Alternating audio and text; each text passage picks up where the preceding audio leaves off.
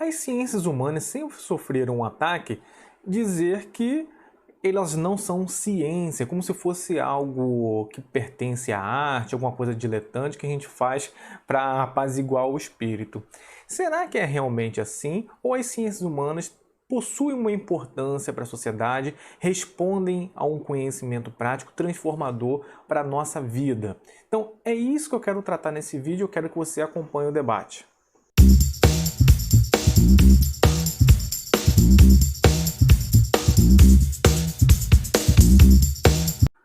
Olá, aqui é o professor Tirão Borba. Peço já, inscreva-se no canal, dê o seu like e compartilhe o conhecimento do balanço crítico.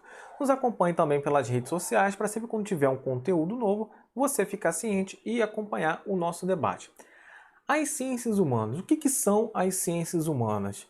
É um campo que se dedica a compreender a realidade, tendo como referência o elemento homem. Mas cada ciência humana que a compõe, ela tem uma forma de perceber o homem com uma realidade específica. Por exemplo, a sociologia, as relações sociais que os seres humanos organizam, a história, a relação do homem com o tempo, a geografia do homem com o espaço, isso dentro das disciplinas da educação básica. Agora, na educação superior, nós temos outras perspectivas mais amplas, como direito, serviço social, ciências econômicas e por aí vai.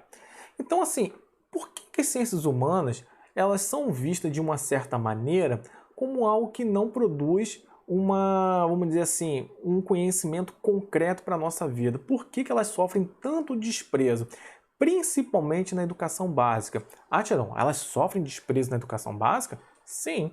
Vocês perceberem, as reformas educacionais que nós estamos tendo, principalmente com a base comum, com a BNCC, que é o seguinte, basicamente, há uma tentativa de retirada da possibilidade, tornando opcional, essas disciplinas da educação básica, história, geografia, sociologia, filosofia, e dando uma grande ênfase, basicamente, em português e matemática. Ah, Tirão, mas por que isso está sendo realizado? Pois bem, há uma percepção conservadora do que é a ciência.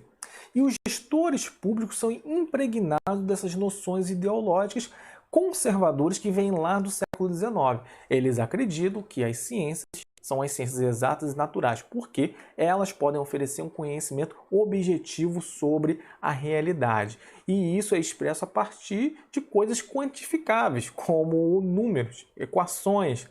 Só que o universo que eles partem da premissa para falar isso é um universo harmônico, extremamente organizado ou controlado em laboratório. Só que de fato, na realidade, isso não acontece.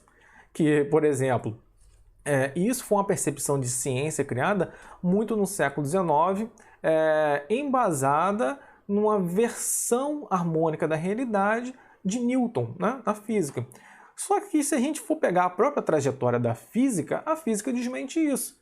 Pois bem, se você pegar as equações newtonianas na mecânica clássica, elas são praticamente inaplicáveis à mecânica quântica, o mundo subatômico, etc. Então quer dizer o seguinte, a realidade é multifacetada, existem diversas realidades e a partir do momento que existem diversas realidades, você tem que ter a forma de conhecimento específico para lidar com aquela realidade.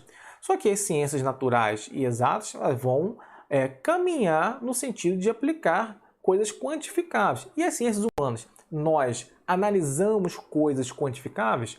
Analisamos, mas também tem um ponto que é a interpretação, que também existe nas ciências exatas e naturais. Então, qual é o argumento de fundo disso? Que tanto as ciências humanas como as ciências exatas e naturais, cada uma com a sua particularidade, são ciências porque possuem métodos para produzir um conhecimento seguro e ofertar uma fatia da realidade para você tentar compreender. Então, esse que é o papel das ciências humanas. Não vai oferecer da maneira das ciências naturais exatas, mas vai oferecer de uma maneira particular, sempre tendo como referência o elemento homem. Então, esse é o fator principal.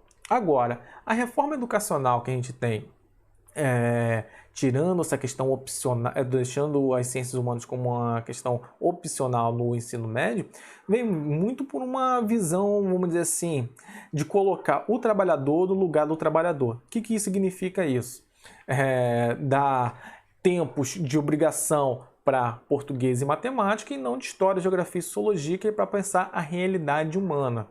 Que significa o quê? Se você sabe português, você lê o manual de instrução. Se você sabe matemática, você também consegue ler a parte quantificável e você vai lá apertar parafuso como ninguém.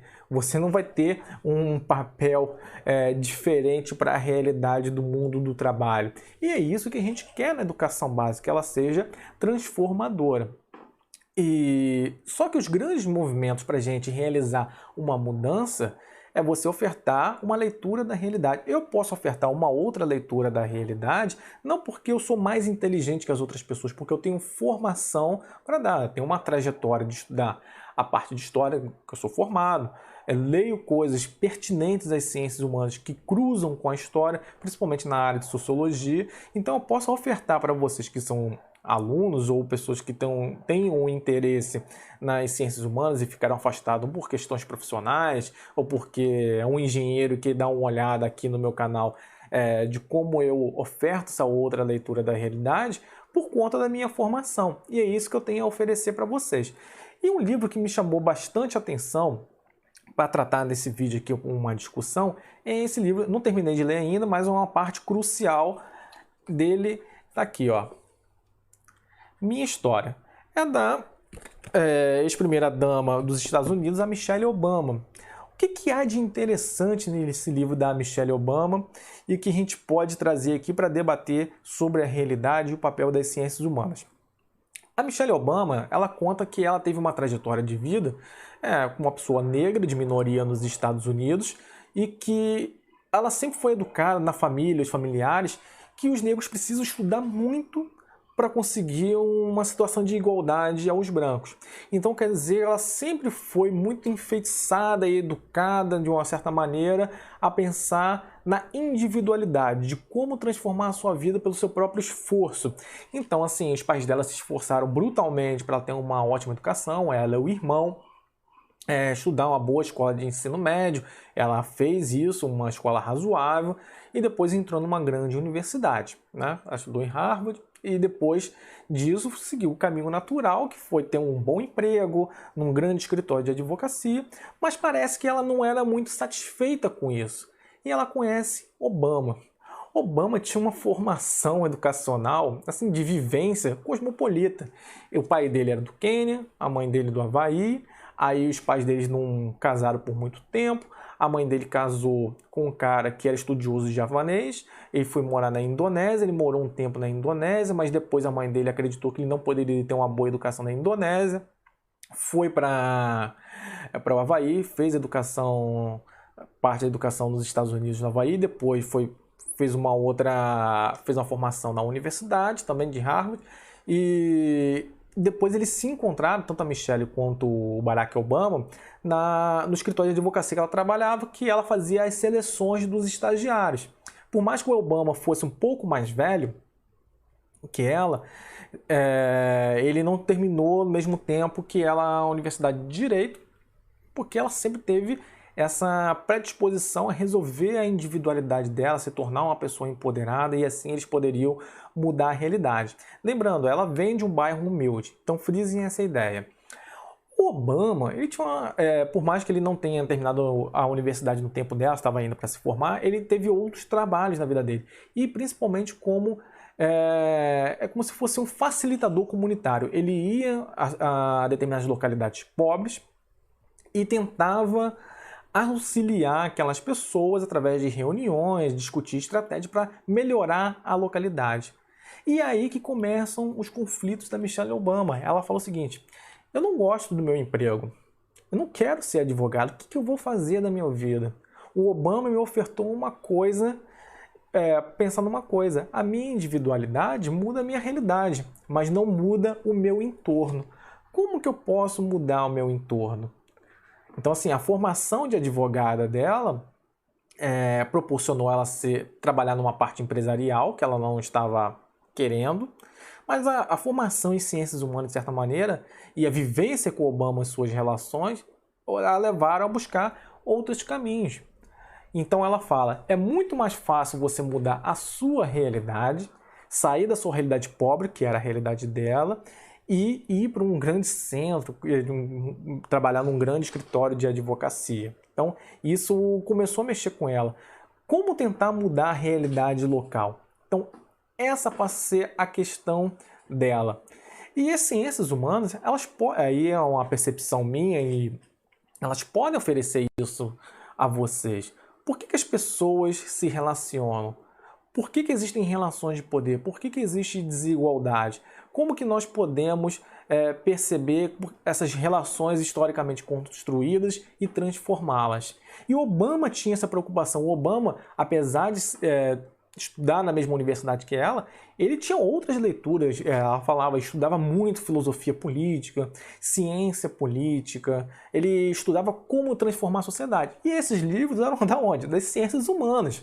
Não era das ciências exatas e naturais. Obviamente, quando ele foi presidente, ele precisava de pessoas de assessoria dessas áreas, mas não se extinguia nisso. Então ela fala de uma reunião que ele ia lá discutir com as pessoas de como transformar a realidade, ele perguntava cada um a sua história na comunidade e falava o seguinte: por que eu estou fazendo isso pedindo que cada um conte a sua história? Porque nós podemos ver o que há de comum, o que há de positivo, o que há de negativo. Mostrar que todos estamos conectados e no mesmo território nós podemos cooperar para trabalhar juntos e melhorar a realidade. Então não adianta só essa questão da individualidade, essa questão do crescimento pessoal. Isso é importante, é óbvio que é importante você conseguir as suas realizações, mas só isso não basta. Às vezes o seu crescimento pessoal não vai acontecer porque os outros estão mal. Precisam que os outros melhorem também para que sua vida melhore. Aí ele fala a seguinte coisa, aí ele fala na reunião: o que é melhor para nós? Perguntou Barack, ela contando essa visão essa reunião que ele teve.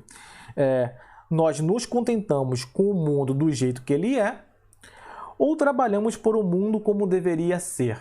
Então, assim, essa é a grande questão que as ciências humanas trabalham. A gente tem a perspectiva de entender a realidade como ela é, mas a gente não pode se omitir de colocar como o mundo pode ser melhor. E isso é um legado, basicamente, do iluminismo. Se vocês forem lembrar, o movimento intelectual do iluminismo, que era a luta por destruir a sociedade do antigo regime, aquela sociedade entre nobres, clero e a população que era apartada da vida política, e transformar para uma sociedade melhor, a partir do uso da razão, e para alcançar objetivos específicos. Que objetivos eram esses, Geraldo? Liberdade, igualdade e fraternidade. Esses são os ideais do iluminismo. É basicamente o que Obama defende.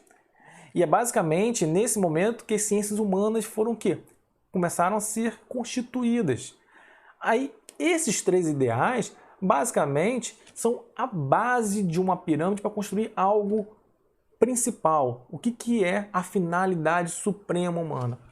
Conseguir a felicidade, a autorrealização.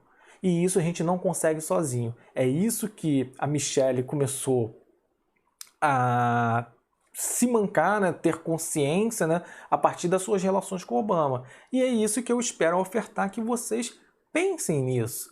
As ciências humanas, elas trazem a percepção do elemento homem, mas como ele está conectado às coisas e como nós podemos operar para melhorar a nossa realidade e a dos outros. É muito mais difícil você melhorar a sua realidade local, a sua realidade, do que sua vida pessoal. E só que tem o paradoxo. Será que você vai conseguir melhorar a sua vida pessoal sem realmente melhorar a sua vida local? A Michelle Obama conseguiu isso, mas isso não acontece com todo mundo. É por isso que pessoas pobres, só algumas, conseguem ascender profissionalmente, se posicionar de uma maneira melhor na sociedade e não a sociedade de uma maneira integral. Então pense nisso, pense com as ciências humanas. Se você gostou do vídeo, Deixe o seu like, comente aqui. Se você não gostou, deixe seu dislike, mas comente aqui embaixo também. Um abraço, até a próxima.